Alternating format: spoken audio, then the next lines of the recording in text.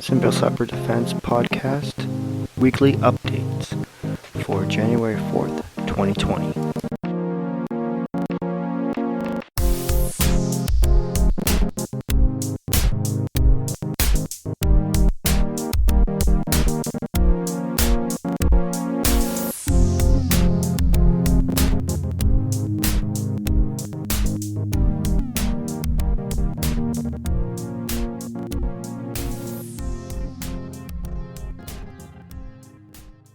Welcome to the Simple Cyber Defense Podcast. Today's date is January 4th, 2020. This will be the first in a long series of weekly security updates where I will analyze things during the week and discuss important cybersecurity things and how to protect yourself.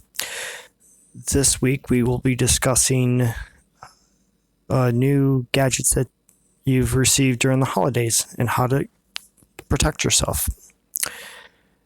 So let's begin. The first thing to do is to always stay on top of the updates. Security patches are a constant thing in this day and age, and not keeping your gadgets up to date could leave yourself open to attacks. If your device does not have any mechanism for updating, then it'll probably be a good idea to replace them, because the hackers will find ways to leverage those devices against you. The next thing to do is to register your device with the manufacturer. It's always worth visiting the product's official website and registering it with the manufacturer.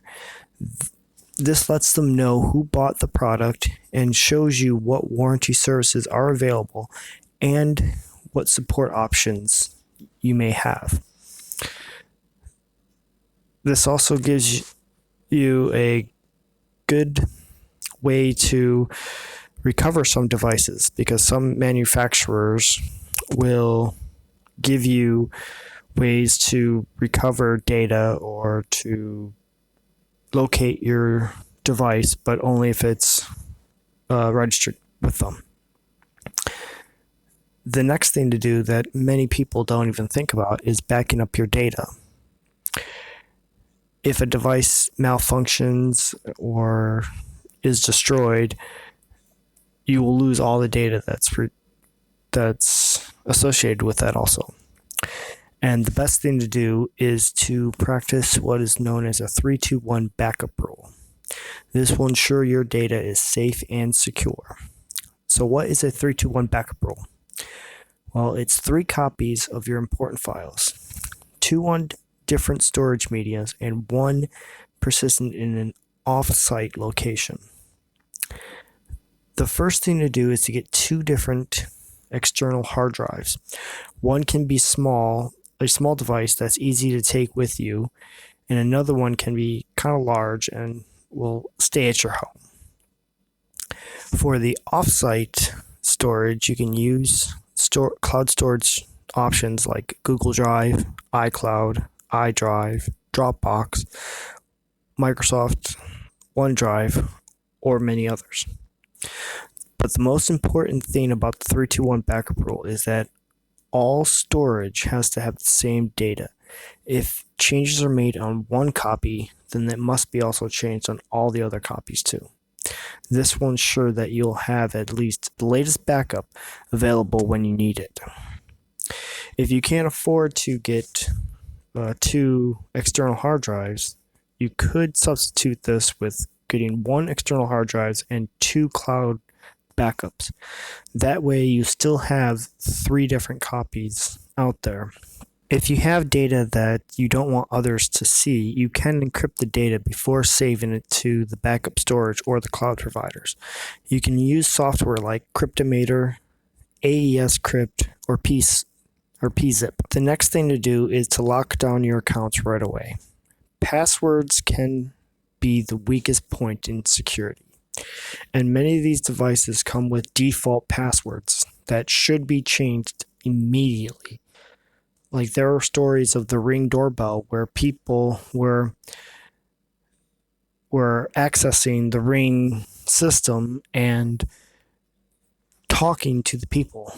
Well, the main reason why this was possible is because the owners of the Ring didn't take the time to change the default password so that the hackers didn't have that access. The things that you want to avoid is using your name or simple common expressions that others could easily guess. Also, avoid anything that can be found on your social media profiles.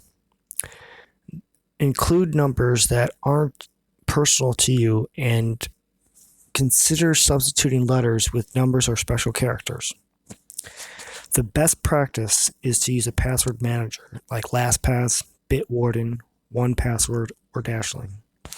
This way you can create really strong passwords that are hard to guess, and you don't have to worry about remembering them because your password manager will remember them for you. So the next thing to consider is to stop your new smart devices from spying on you. Smart TVs are known to be very, very intrusive when it comes to spying. Mostly they do this to serve you ads, but there are ways to limit what they can see. In the show notes, I've put in a link to specifics about most of the top brands that can be used to create a more secure experience.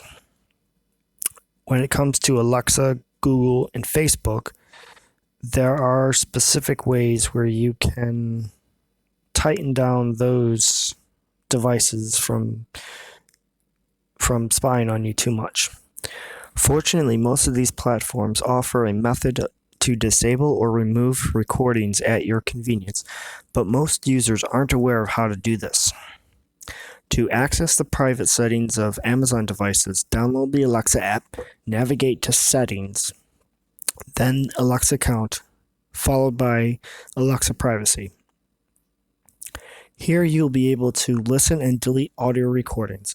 Alexa may have already captured, managed permissions, and how to change your data to improve Alexa.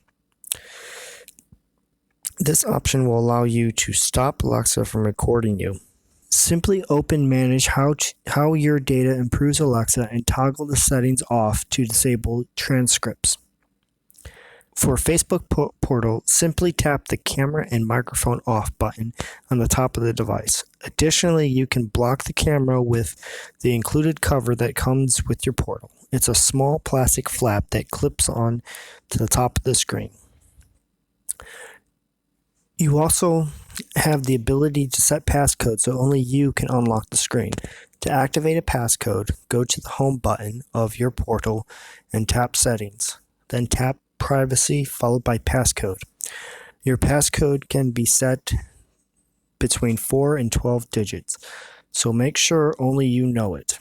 Your privacy menu can also be used to delete voice recordings captured by Portal, as well as adjust how Facebook harnesses the data it collects. For Google devices, log into your Google account and head over to My Activity page at myactivity.google.com. Click on the Google activity, or click on the other Google activity. Scroll down until you reach Voice, Audio, and Activities. Click the link you'll be taken to a page similar to the one for search history.